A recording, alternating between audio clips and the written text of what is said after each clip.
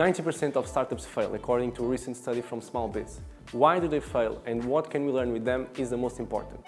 This video series intends to have founders sharing their experience and their lessons learned.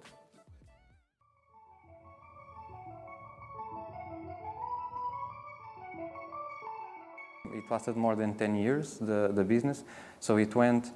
at the time I saw an opportunity, so I had a computer parts business and that wouldn't work anymore, so I started looking around.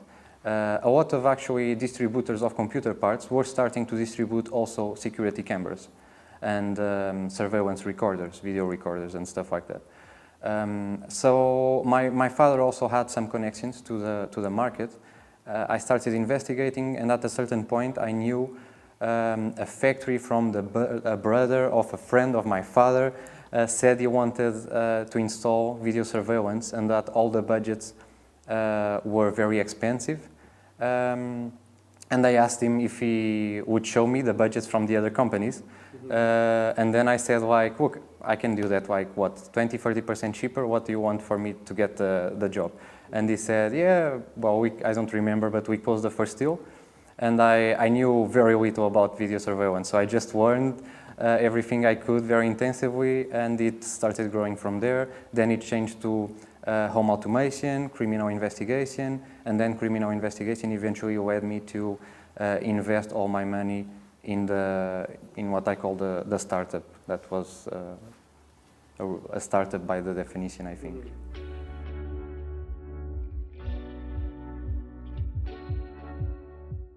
In that specific case, I don't think I didn't started thinking where I wanted it to go. So I would say it's not that close in time. At a certain point, I imagined it with a certain business plan that obviously didn't go right. But that was honestly mainly because I decided to invest all the money the company had in the startup.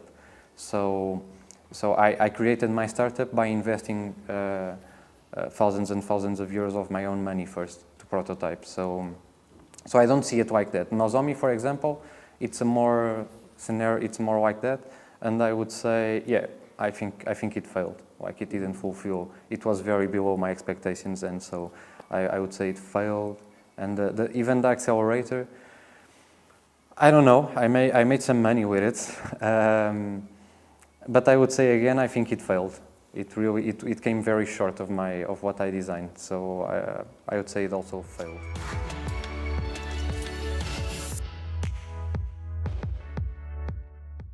These were the ones that took most of my commitment and my life, because they were the ones I actually managed, the operations, the business side on a day-to-day. So my first company that lasted more than 10 years. And then the startup. More significantly, that I had a very active role. I then, after the startup went bankrupt, I took 6 months where I did basically, I don't know, I just read, played video games, did sports. I didn't do what we normally call working.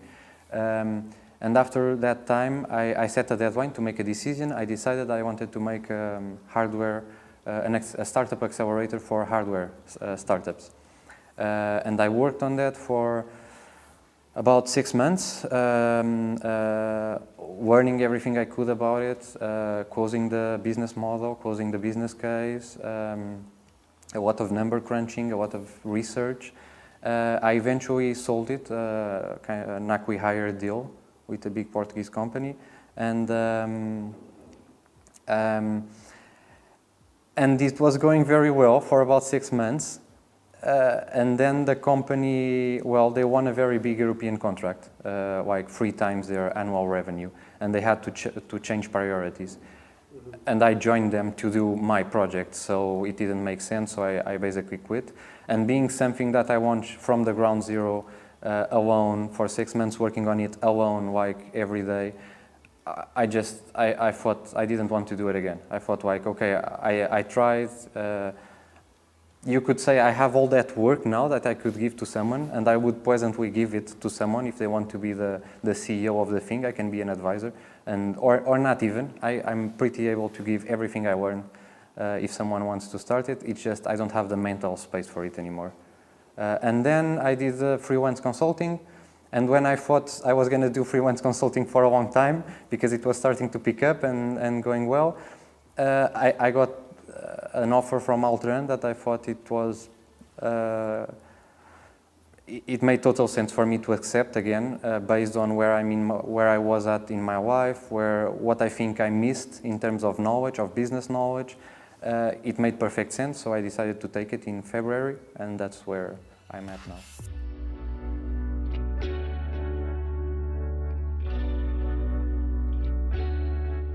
Mistakes, I guess, because if you do a mistake, you know that doesn't work, or you know something, or a few things that made that thing not work.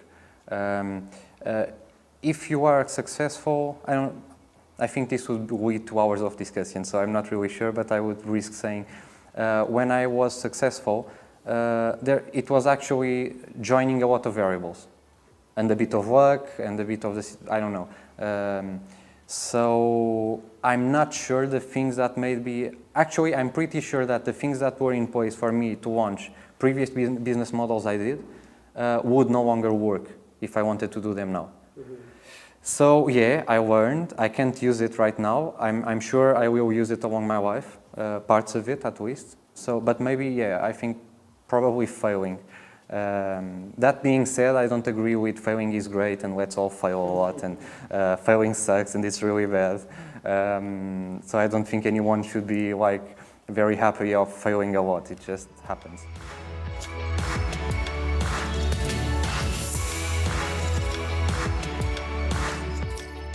I don't know where it came from, but I don't think I had this all along, so I think it started to show up after my first company. And the most important thing I learned about myself, and it's not even about myself, I think everybody will learn this if they try for just about long enough, is that you understand, like if you're a reasonable, intelligent person, if you commit to something, so that's why you need to do, or have a very big drive, like you really want to be a millionaire, you really want something, or be something that you really love doing.